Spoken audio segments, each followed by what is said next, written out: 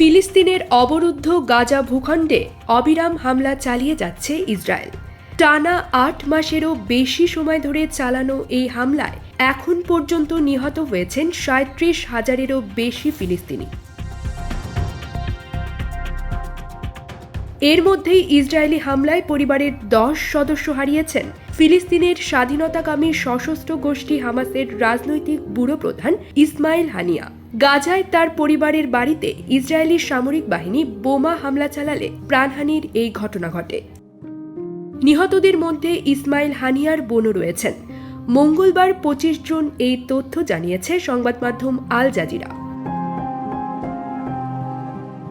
সংবাদ মাধ্যমটি বলছে, ইসরায়েলি সামরিক বাহিনী উত্তর গাজায় হামাসের রাজনৈতিক নেতা ইসমাইল হানিয়ার পরিবারের বাড়িতে বোমা হামলা চালিয়েছে এবং এতে তার বোন সহ অন্তত ১০ জন নিহত হয়েছেন বলে আল জাজিরা আরবি জানিয়েছে। এর আগে ইসরায়েলি সামরিক বাহিনী গাজা শহরের কাছে সাতি ক্যাম্প এলাকায় হামলা চালিয়েছে বলে জানিয়েছিল সংবাদ মাধ্যমটি। স্থানীয় গণমাধ্যম বলছে, হামলায় নিহতরা সবাই হানিয়ার পরিবারের সদস্য।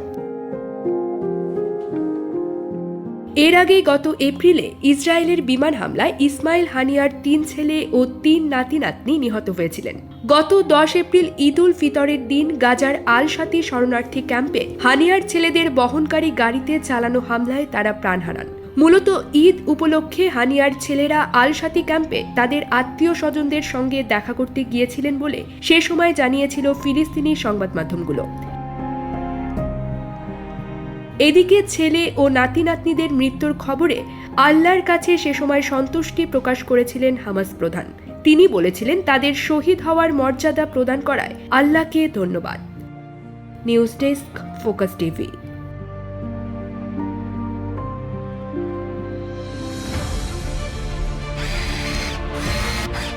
আলোতে থাকুন, ফোকাসে থাকুন, হাত রাখুন প্রজন্মের হাতে।